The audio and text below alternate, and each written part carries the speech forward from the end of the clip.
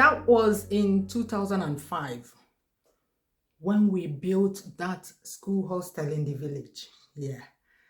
I was looking forward to going back this year to relive the experience because that hostel is my baby. That's the hostel I used to learn work at spending my time at building sites. Yeah.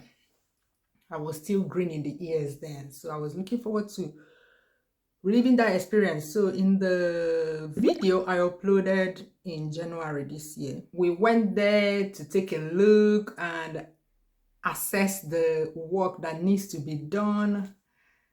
And I told you guys that I'll go back to, do the renovation, that's my project for this year. But there was a condition, if you remember. So this is my project for 2023, to come and renovate this place. Because, yeah, we kind of abandoned it since COVID, really. Yes, I said only if we vote a sensible person, someone that knows about the economy. And we did vote someone that knows about the economy. We voted for P2B, but his mandate was snatched in broad daylight, or was it at midnight? Yeah. And they announced themselves. They made a queue. It was a queue. And Mahmoud announced who he wanted to announce, and here we are today. Actually, we're in court, yeah, if you don't know, because some of you have moved on, typical of Nigerians.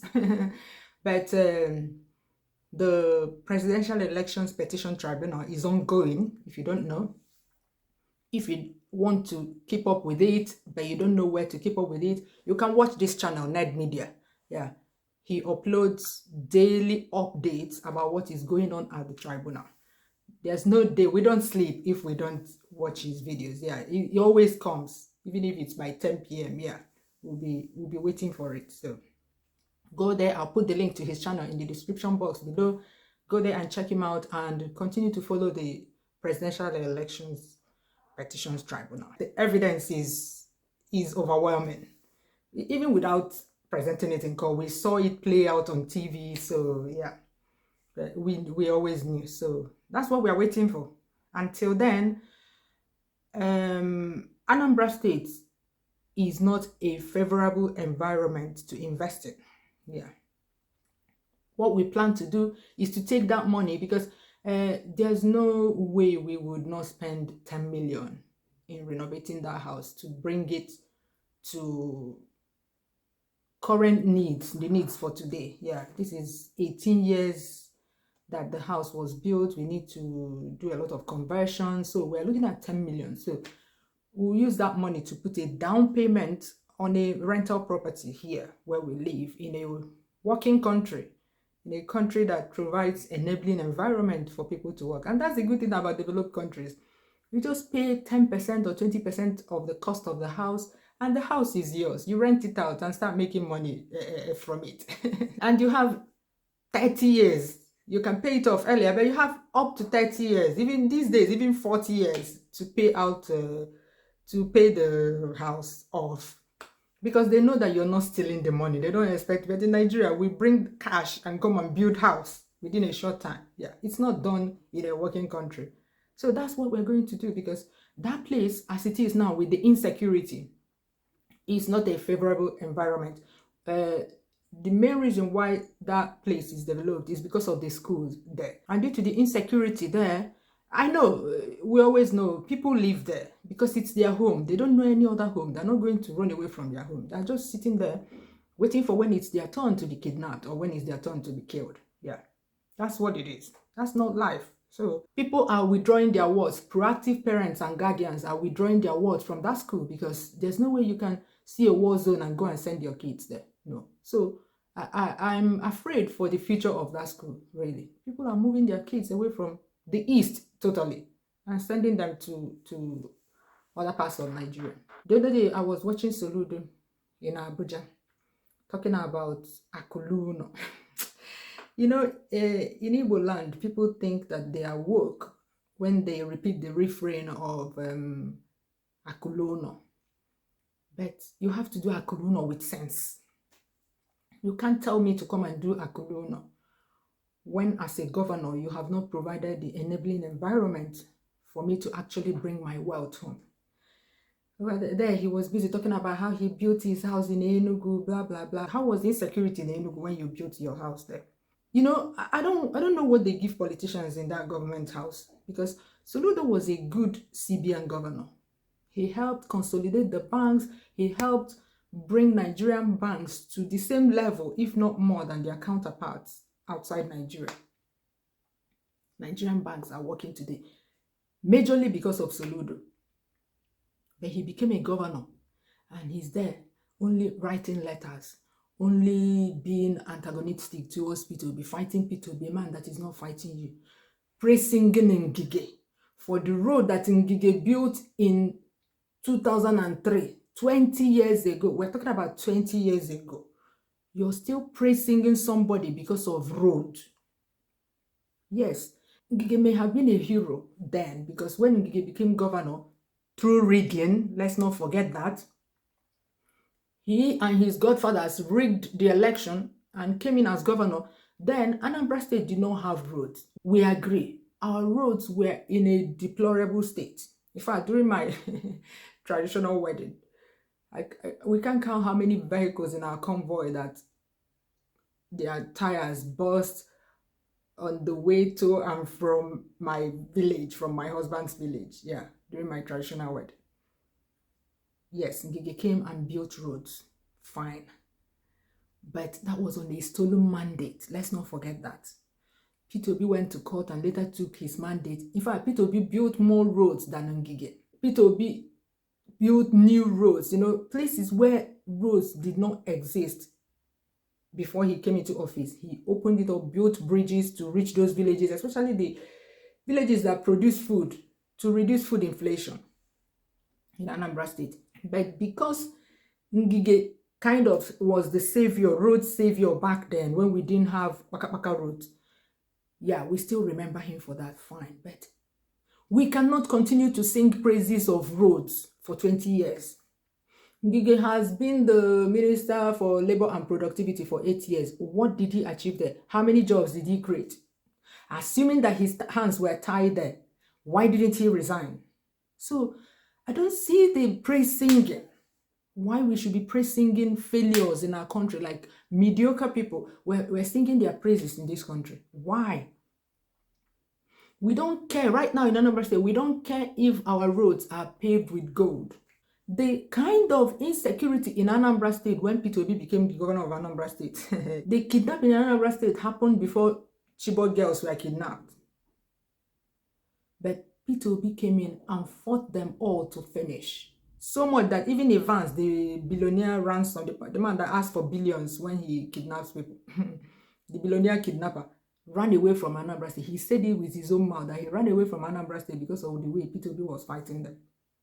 So you cannot, now that we have insecurity issues, serious insecurity issues in Anambra State, be singing praises of someone that built roads 20 years ago. If not for Soludo's ego, if not for his jealousy and hatred of P2B, he should be consulting with P2B right now, asking him, one name, please, what did you do to fight insecurity to finish in Anambra State when you became governor? Because this Ngige that he was singing his praises was even kidnapped as a governor. The kind of anarchy in Anambra State at that time cannot be compared to what is happening now in any way. But P2B fought it to finish, brought sanity back to Anambra State. But the last thing Soludo would do will be to consult with P2B, because he can't relate with what we are doing. That's why he has allowed his ego to come before anything. He cannot relate. I uploaded a video on my other channel when we went to Oka during Christmas and we saw his convoy. You would think that they were going to war. All the security outfit, army, police, ambulance, this and that, like it was like they were going to war. The only thing missing from that convoy was a war tank. You know, the tank. That's the only thing missing in that convoy. All for one man and probably his family. So he cannot relate. But even if you cannot relate, even if you have all these security outfits, does it mean that he's not in good terms with his umonna? Because usually, even if you can't relate, you must have someone in your umonna that lives in the village that will be telling you what is going on. These are the people that you speak, whenever you come to the village, you go and see them, you talk with them, and they tell you what's going on. So even if there's water in your ears for what the rest of the people of Anambra State are feeling, your umonna must be giving you the lowdown. Unless you're not in good terms with them, because honestly, is he living in a state of euphoria that he will go from place to place talking about Akuluno, bad-mouthing people that don't want to come home and invest? The people that are investing in home already, how are you protecting them? I used to be able to drive from my husband's hometown to my own hometown like anyhow, because it's like 20 minutes drive because of the good roads that P2B and Gige combined built in Anambra State. We don't have issue of roads now. I don't know why you're praising someone that built roads. I used to drive along those roads till today. They're still smooth enough. Roads are not an issue. But now I do not have, when people see me go to the village, they say, this girl is brave. Some people will say, do you want to kill yourself? That is not safe. Yes, it's not safe. It's not safe. But what can we do? You just reduce some of the things that you used to do. For instance, this driving from my husband's village to my own village. I no longer do it because I can't, I'm afraid to do it. I'd rather take public transport, or my brother-in-law will drive me. He's brave enough. Because that road, there are some parts of it that road, there are some parts of it that are lonely, and there are no longer police checkpoints because unknown government has chased them all away from the roads. But back in the day when there were police checkpoints on these roads, I used to have the confidence, oh, I see police, because people can badmouth police anyhow they want, but seeing them on the road gives me some kind of peace of mind and self-confidence that, law enforcement are on the roads. You get? But these days, they're no longer there. That Omo axis. I can't go there. I can't pass there. I'd rather take public transport. Okay? So I don't see it. That time that I went to Nigeria, I went to Nigeria in May. Before I traveled to Nigeria, a man was kidnapped. For 2 weeks, he was in the kidnappers' den. And then he paid 10 million naira. Around that. Between 9.5 and 10 million. And 11 million. Nobody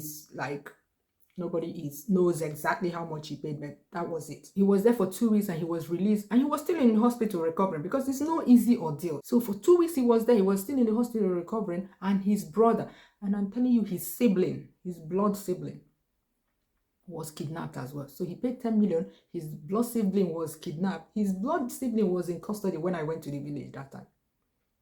He also paid, I heard that one paid more because he's seen as the richer of the two siblings. And he was released, he paid 11 million or something like that. And he came back. Do you know that before I came back, I left Nigeria, the guy was kidnapped again. That second guy was kidnapped again. And he paid 9 point something million. So tell me, within a space of 2 months at most, one family has paid 30 million naira only in ransoms. These are people that are into patent medicine business. That's their family business. Their dad had a chemist shop, back in the day, it's called chemist shop. And they slowly grew the business. They don't know any other place. The only place they know is their hometown. They've not lived any other place at any point in their lives. And you're there telling me, come home, is Akuluno. Akuluno nonsense. Akuluno nonsense. Life first before that nonsense Ako. I can build anywhere I want. If whatever, that there's going to be a war or there's going to be a division of country and they take it, let them take it. But at least I would have lived a quality life in my short time on earth. What is money, Akuluno nonsense? Make home. And then you don't even need to go preaching to anybody to come home and invest. People go to enabling environments to invest. Okay? You don't need to, if you need to take microphone and be going around the country and preaching to people about how to invest back home, then something is wrong somewhere. As an economist, you should know this. I don't know why you don't know this, Mr. Governor. If you need to go preaching around telling people to come home to invest. Something is wrong somewhere. You don't need to tell people. People go to enabling environment. The reason why Igbos are in Lagos is because a lot of them are into business. The ports are close to there. They don't need to transport it. You know, do you know the logistics of transporting containers from Lagos to the east? Where are the roads? Where are they? All these stories of container fell down. This, no, they come right there where the business is. So people go to enabling environments. Every part of the country is our country. Stop all this preaching of Akuluna. People should, there is enough invest. Go to Newi. All of them are in Akuluna already. But secure their lives and property before you start inviting more people to come home. You have enough people at home. Like this family that I'm talking about now, they don't know any other place. That's where they lived all their lives. That's where they do business. All of them, they come up and they start their own. Several of the brothers are into this same medicine business. They're all there in Umonse. But when they cannot sleep, very soon you start even losing the people that are already there. You start losing them. You're there going around preaching for people to come. Like, I don't understand the reasoning behind it. Anyway, my people, that's the update. No renovation is happening till we get our mandate back. Yeah. A lot of people I know that wanted to travel to home for Christmas this year are not traveling because of what happened. Yeah. Look at what they're doing there. It's like armed robbers that will steal your car, but they don't know how to drive it. Look at what they're doing there. Look at the ministerial nominees. Look at the lineup. Rogues and people that did anything under the sun to rig elections. Those are the people that they lined up for us as ministers, including those that have been banned from vying for any electoral post. This is the lineup. I'm not surprised. A rogue will always appoint a rogue. I'm not surprised. So, yeah, that's the update. You already know the direction the country is going. We'd rather, for peace of mind, come and buy rental properties here and rent it out. Yeah, for peace of mind. For now, yeah, home is an enabling environment. Hey, they can't relate at all.